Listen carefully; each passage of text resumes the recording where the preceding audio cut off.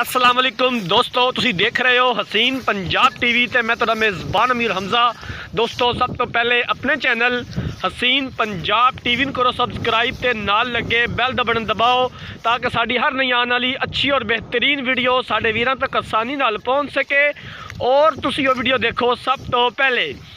अज जनाब अपने वीरां भरावां वास्ते एक दूजन गां की वीडियो लैके हाज़र होए हैं। दूसरा सूआ गां ने सुना माशाअल्लाह थब्बियां दे हवाने पूरा मुठ दा थन स्याह कड़ा थन लग्या होया है। गिठ गिठ विरल माशाअल्लाह कद चंगा वेल चंगी सिरों घोनी। दूसरा सूआ गां ने सुना और माशाअल्लाह गां कैमरे की नज़र है वीरां दे सामने आ।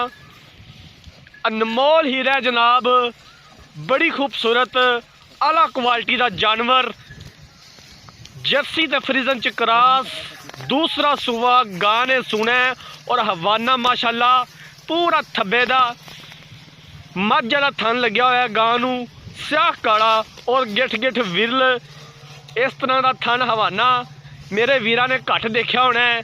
अपने वीरां वास्ते मेहनत करी दी है, कोशिश करी दी है कि अच्छे तो अच्छा जानवर अपने वीरां भरावां नूं दिखा सकीए। बाकी लेने देने मुकद्दर ने। दूसरा सूआ गां ने सुना तकरीबन 4 तो 5 दिन मजीद लै जाएगी सून दे विच। पिछले सूबे मालकां दे बकोल 24 तो 25 लीटर दुध का रिकॉर्ड सी गां दा। 24 तो 25 लीटर दुध करदी रही है गां।